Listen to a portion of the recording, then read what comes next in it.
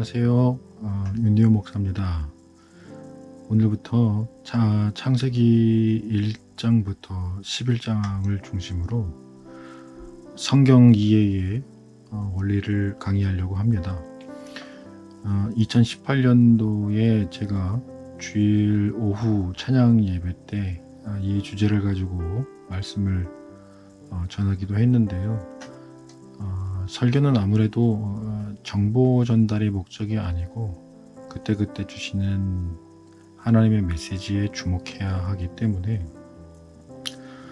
본 주제를 깊이 다루어 드리기에는 사실 한계가 있었어요. 그래서 성경 이해의 원리에 대한 좀 더 자세한 내용들을 다루어 드릴 기회를 엿보다가 본 컨텐츠를 제작하게 되었습니다. 성경 이해의 원리라는 주제의 중요성은 아무리 강조해도 지나치지 않을 것 같은데요. 전임 전도사 시절부터 20년이 넘게 평신도 훈련 사역과 교회 현장 목회를 해오면서 한 사람의 목회자로서 건강한 교회 안에서는 느껴서는 안 될 안타까움이 늘 있었습니다.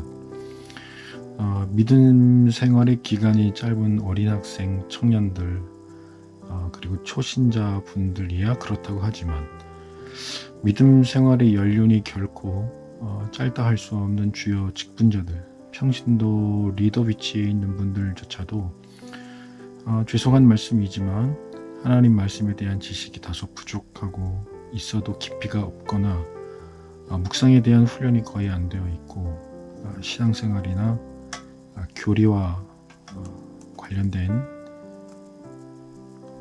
말씀과 신앙적 기반에 대해 오해하고 있는 부분 또는 비성경적인 잘못된 해석들을 당연한 듯이 알고 계신 분들이 너무 많다는 것에 오늘날 교회 현장이 정말 심각한 문제를 안고 있구나라는 고민을 많이 했었거든요.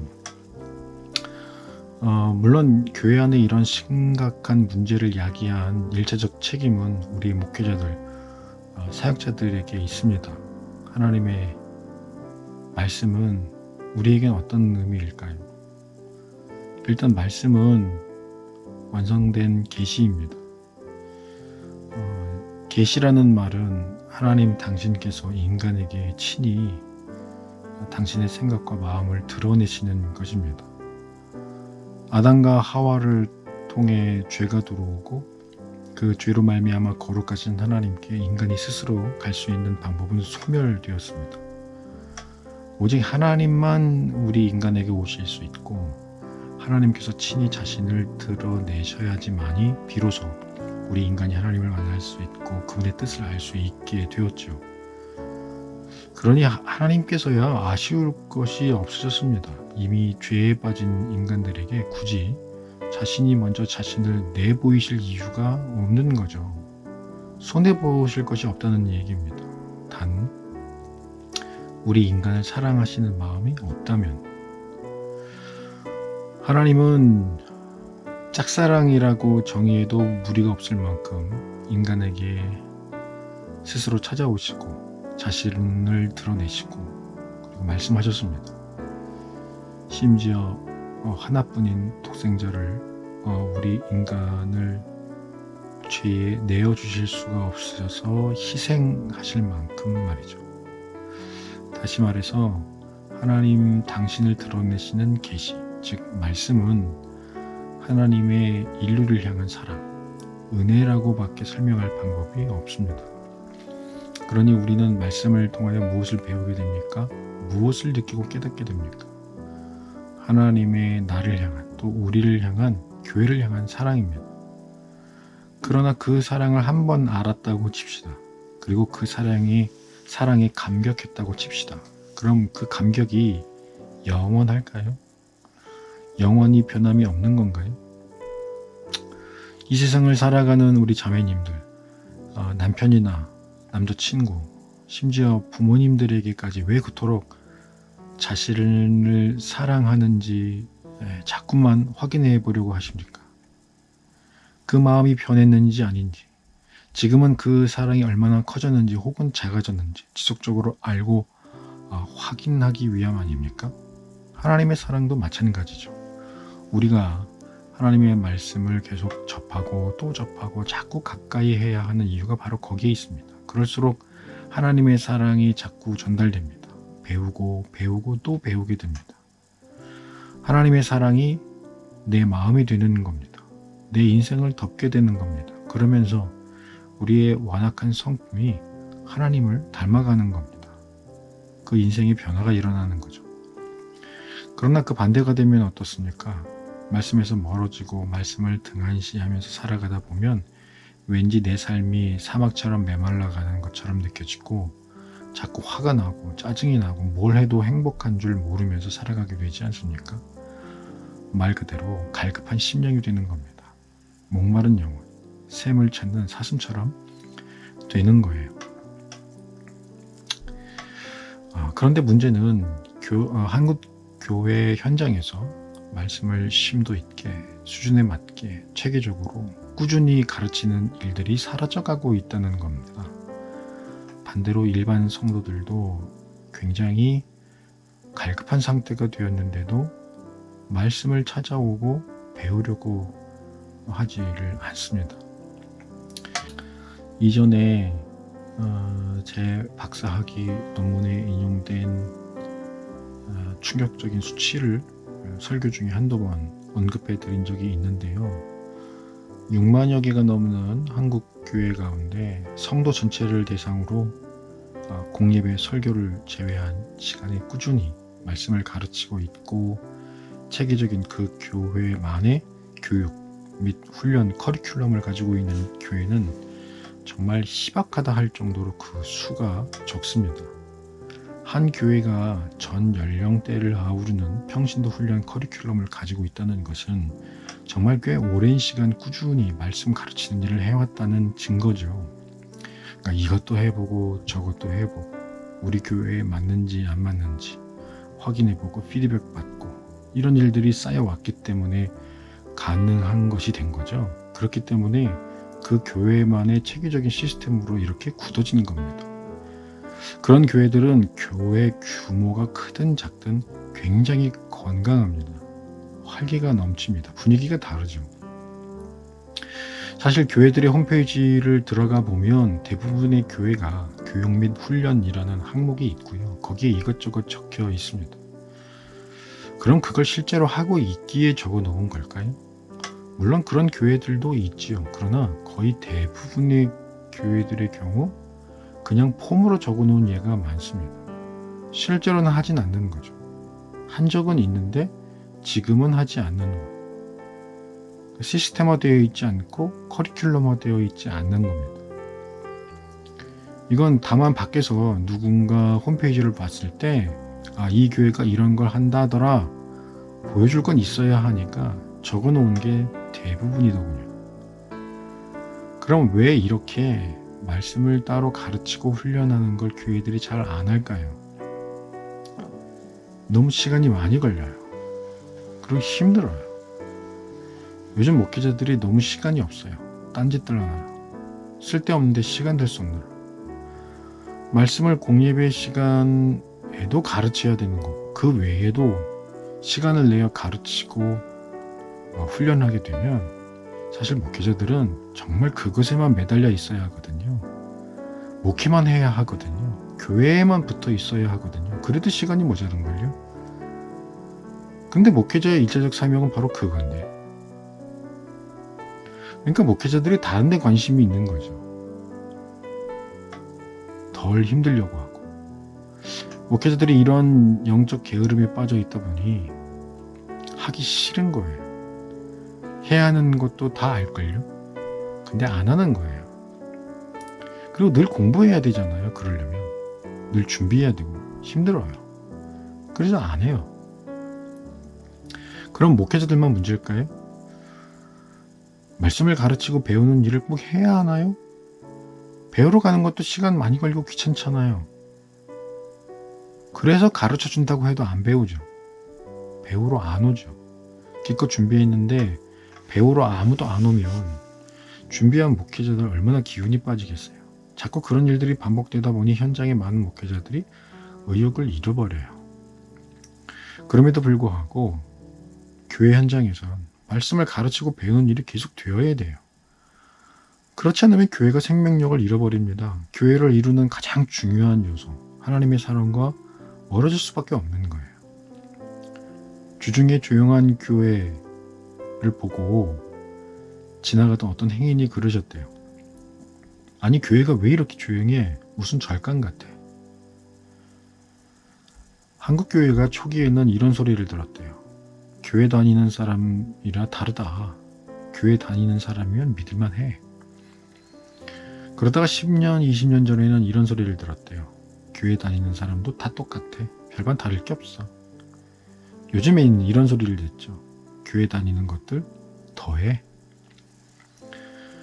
교회가 생명력을 잃어버렸기 때문이에요. 하나님의 사랑이라고 하는 생명력. 왜요? 말씀이 사라지니까 그런 거예요. 예수님께서 공생에 마치신 후에 승천하시고 나서 성령이 강림하셨죠. 그리고 시작된 것이 뭐예요? 교회거든요.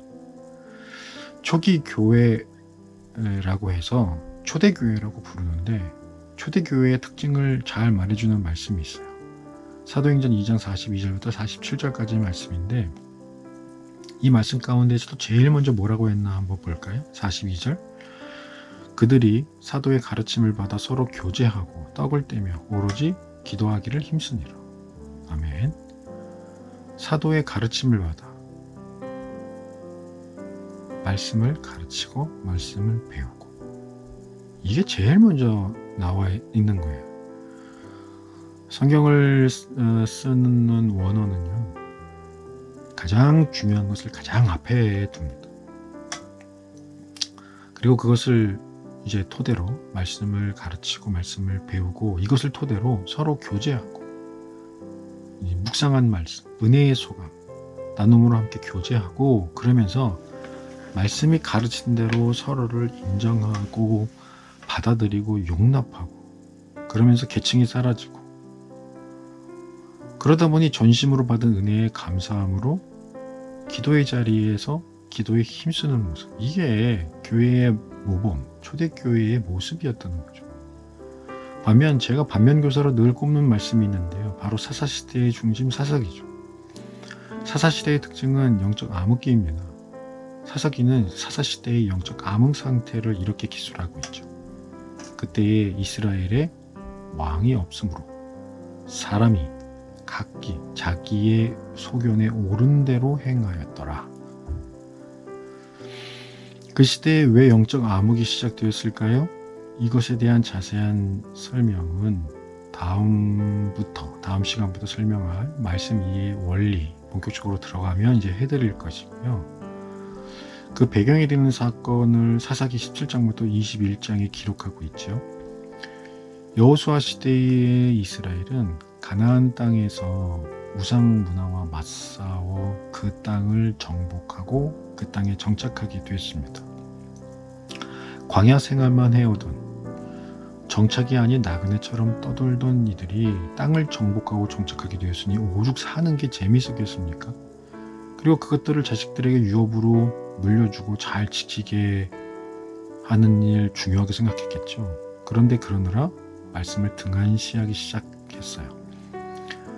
광야 세대는 광야 생활 가운데 그리고 전쟁 중에 역사하시는 하나님의 능력을 체험한 체험적 신앙이었습니다. 그러니 웬만하면 흔들리지 않죠.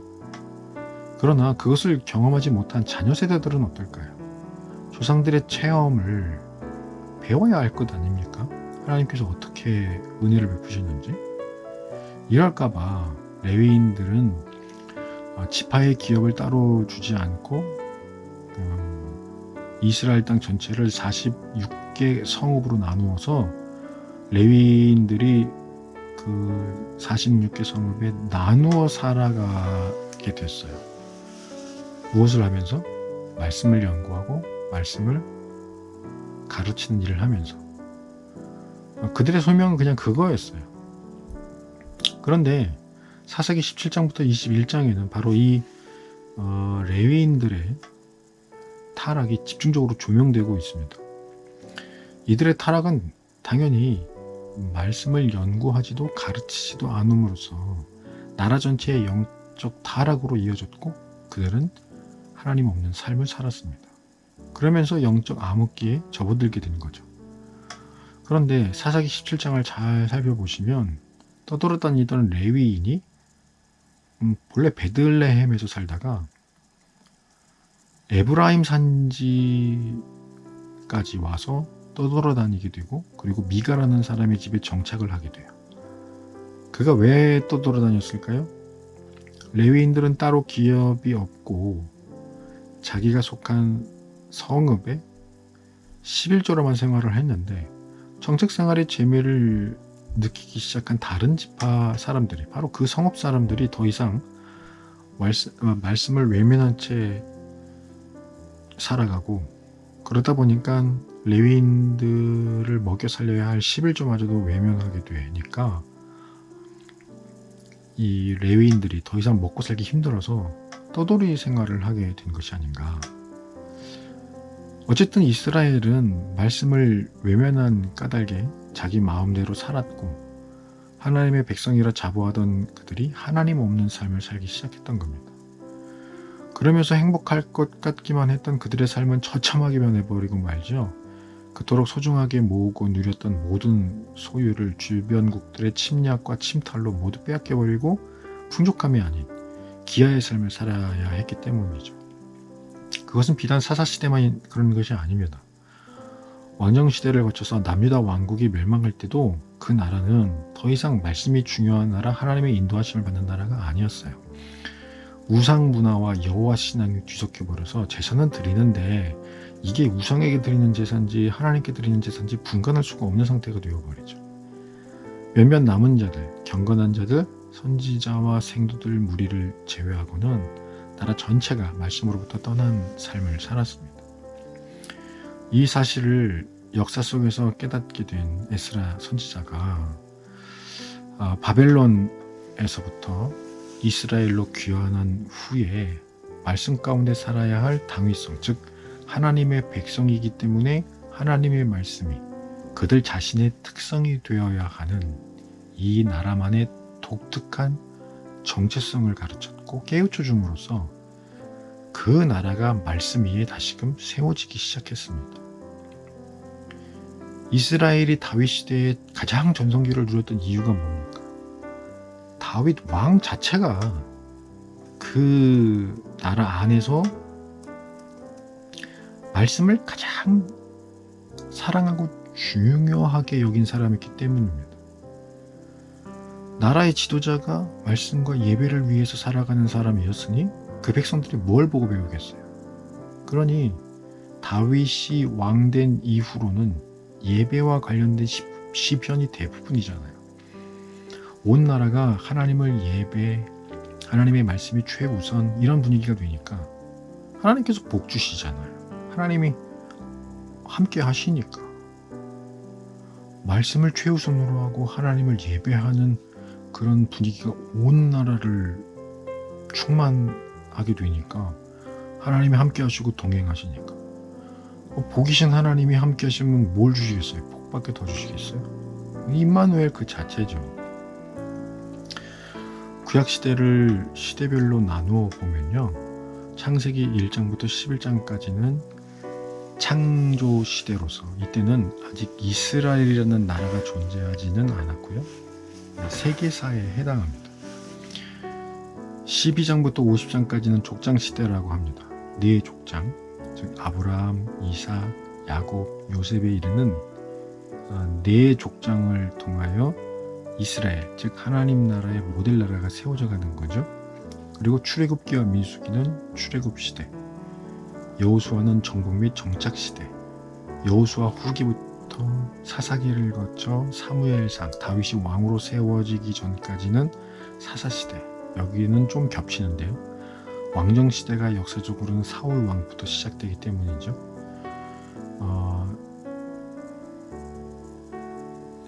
그래서 사무엘상 초중반부터 여기가 이제 사사시대와 겹칩니다. 영적인 의미로 나누었을 때는 말이죠.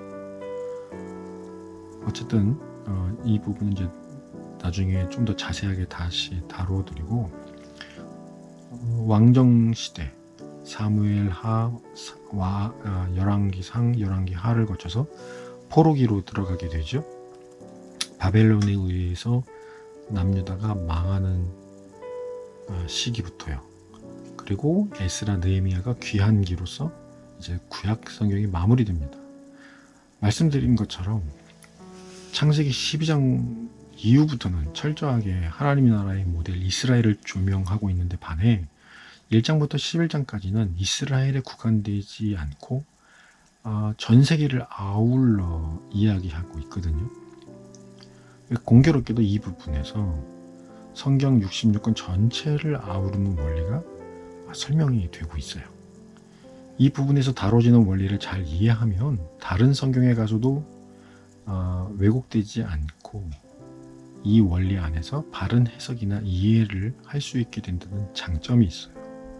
그리고 성경을 읽고 성경을 듣는 게 재미있어져요. 그래서 제가 몇 차례에 걸쳐서 창세기 1장부터 11장까지 안에 있는 성경 이해의 원리를 강의하려고 하는 것입니다. 앞으로 진행될 모든 과정, 여러분들 관심을 가지시고 주의 깊게 들으시면 앞으로 성경을 읽고 이해하고 설교를 들으실 때에도 매우 큰 도움이 되실 거라 믿어 의심치 않습니다. 한 가지 주의하실 점은 이 시간이 말씀 묵상 시간은 아니에요. 그래서 우리 청년들과 몇몇 장년들과 함께하고 있는 거는 이제 교제를 통해서 말씀을 좀 아주 자세하게 그냥 일일이 다 뜯어가지고 자세하게 그 말씀들을 가르쳐 드리고, 그리고 말씀 묵상까지도 함께 하고 있는데 이 시간은 그런 시간은 아닙니다. 그래서 오롯이 성경 이해의 원리만을 다루어서 이야기할 것이다. 그렇기 때문에 말씀의 자세한 점을 세세하게 다루는 것은 아니라는 점 꼭 유념해 주시고 이렇게 참여하시고 유익한 시간 되셨으면 좋겠습니다. 감사드리고요. 오늘 개요에 대한 부분은 여기까지만 하겠습니다. 다음 시간부터 창세기 1장부터 원리 하나하나를 함께 공부해 나가도록 하겠습니다. 감사합니다. 행복하시고 늘 주님의 은혜 가운데 있기를 소망합니다. 감사합니다.